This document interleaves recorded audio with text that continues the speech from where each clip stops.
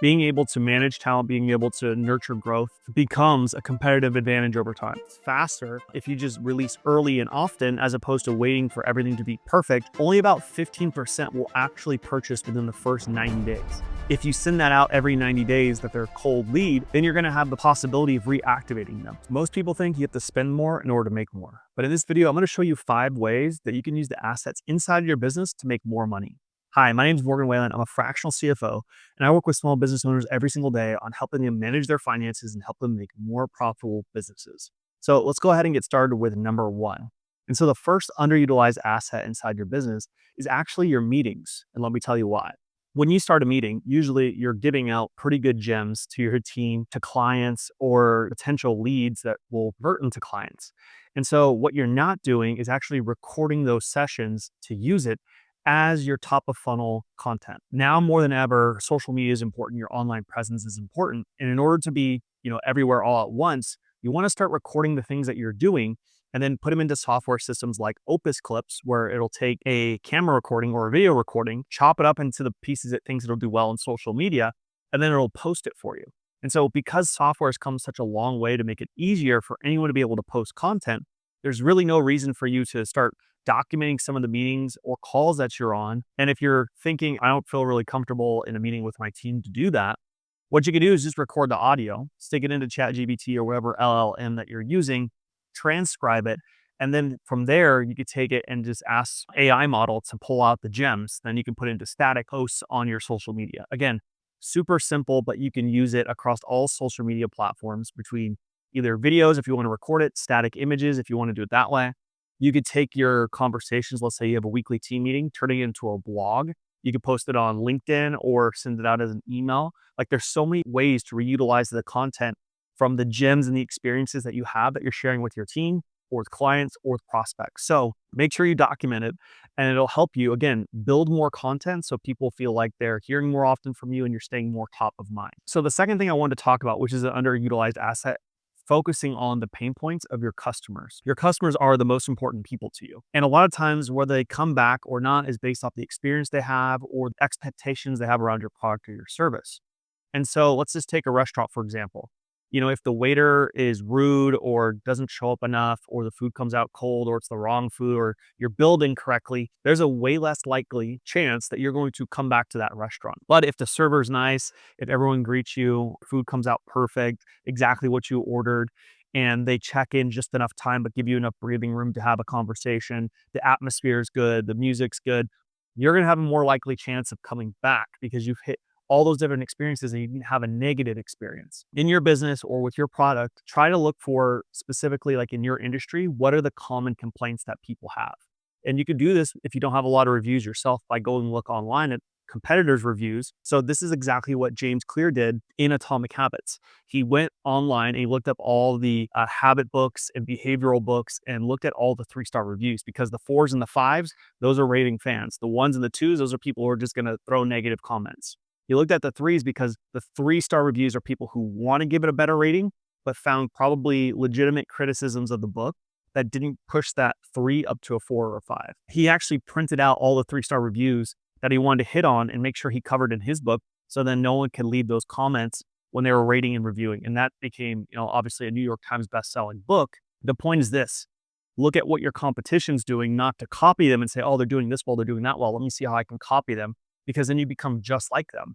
But you want to figure out where your competition isn't doing well and focus on that. So that way you become known for having a better experience when it comes to your product or your service that you're offering to the marketplace. Hey, and if you are a business owner and you're looking for more tactical ways to increase the amount of profits inside your business, me and my team spent a whole quarter putting together the Profit Finder tool. It takes your actual data and it runs it through our proven strategies we use with our clients to give you 4 tactical ways to increase the amount of money that's going to your bottom line. So if that at all sounds interesting to you, click the link below in the description and run the Profit Finder tool today. In the same token, your team, if you're a service-based business, is the product. So if your team is the product, you definitely want to look for ways to enhance their experience. So if you have someone on your team and they don't enjoy certain tasks, can you delegate those tasks to someone else who may enjoy it? Can you automate it because now there's AI and you can get agents to do a lot of that manual work or admin or note taking, summaries, whatever it was before that people don't like to do, they can now do. Make sure your team feels that valued in the organization, they feel like they belong in the organization, they feel like they are contributing, that they have a growth path for them to be able to hit their goals and achieve the things that they want to. Because if you support them on their journey, they're more likely to stay. And as a business grows, people become the most important thing. One, because they're the product, and two, they're so expensive to replace because of churn. Because then you have to go find someone, recruit them, hire them, train them, and then bring them up to speed from the person that you just lost. And so being able to manage talent, being able to nurture growth becomes a competitive advantage over time. So the third thing I wanted to talk about was better structure. And so in business, you as the business owner, your time is the most important. What I've learned and what the research also shows is context switching in general reduces your amount of energy in your day. So if you can have less switches between what you're doing in your day, the more energy you're going to preserve and you're going to be able to show up better for your team. What I've found to work is that you either stack all your meetings in the morning or you stack all your meetings in the evening. And so then that gives you a chunk of creative time or working on the future if you're thinking strategy or goal setting, whatever it is. And then you have a block for, okay, internal team operations, meeting with clients, sales calls. And so you need to have a balance between both those things. But if you have meeting free time, meeting free time, meeting free time throughout the day, you're constantly switching back and forth. And it's going to be hard for you to stay in the groove on either one of those two things because it requires left brain on one side and right brain on the other side. The other thing that I noticed when it comes to time is deadlines. So if you have a team, usually you'll come up with a certain tasks that are, important or are urgent, and you'll ask, hey, when can we get this done by? And they'll say, oh, we can get it done in 3 days, 5 days, 7 days, whatever it may be. And then what I would suggest is trying to challenge that timeline. Hey, what do we need to do in order to get it from 7 days to 3 days, or from 3 days down to end of day? What do we need to do? And then they'll say, well, I have all these other obligations or tasks or things that I have to do. And so that gives you a really good opportunity to say, actually, these aren't important, or you know what? Stop doing these all together and just focus on this one. If you're able to prioritize for them and help them understand like what's the most important thing, you're going to be able to move a lot quicker in the direction that you want to go in. And so moving up deadlines and constantly challenging the deadlines is going to help with bringing up the speed at which people operate at. And the third thing is decision making. Jeff Bezos says this when he talks about Amazon, and he talked about two types of decisions. Type 1 is big decisions, more strategic in nature, and they should take time to think about. Type 2, which is the majority of decisions, are small decisions. They're more tactical in nature. It's a two-way door, meaning you can make the decision, and then if all of a sudden you realize it doesn't work, you can always walk back through the door. So there's not as many consequences on the other side of that decision.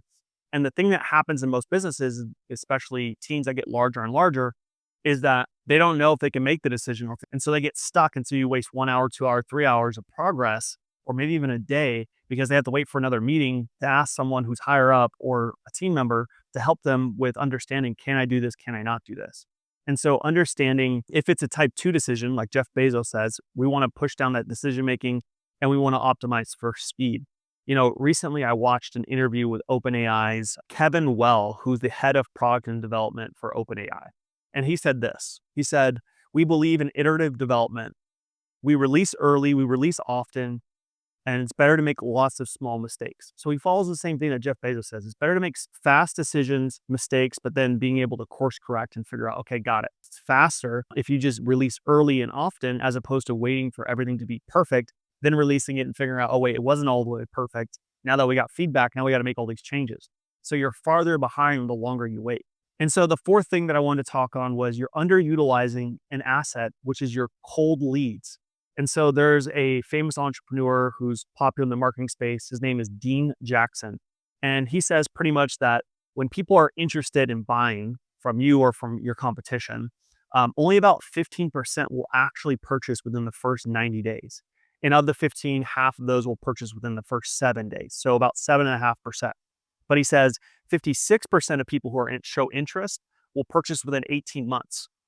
So most of us optimize for like the people who are ready to go right now, the first 7.5%, but we're leaving out all this extra. And so it's important to continue to follow up with cold leads over and over again. And so some business owners have, like an email system that'll send out emails for a week, 2 weeks, 3 weeks after, they give the information.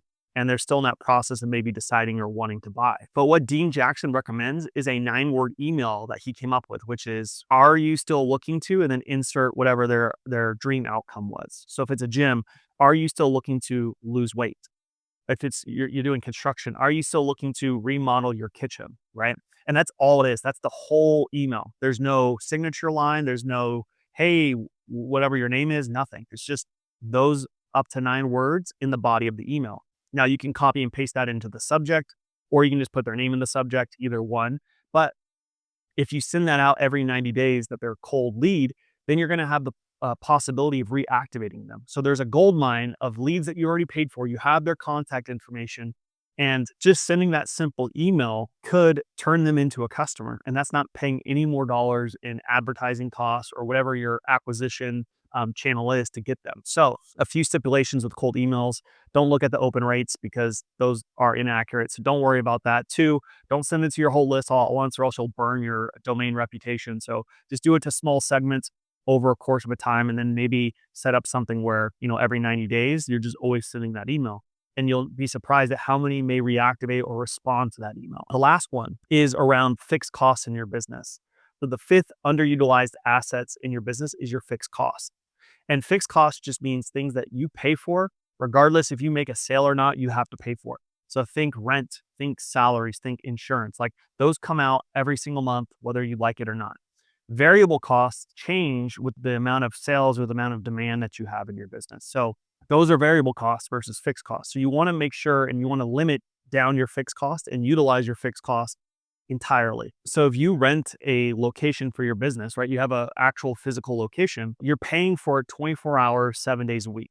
But are you utilizing it that much? And so a lot of businesses will run from Monday to Friday, and you're leaving out Saturday and Sunday. Well, that's an extra 104 days, business days, that you could be selling and making money for the fixed cost of your rent. You may want to try hiring people who are willing to work weekends, or you can open up your shop for those extra days and make more money without increasing your fixed costs of your business. So that's one thing to look at. The other thing to look at is labor costs. And so I see this a lot with business owners. They bring on people and they give them a salary, but there's not enough demand to actually fill up their 40 hours or whatever their agreed upon time is with the amount of demand or with the amount of work.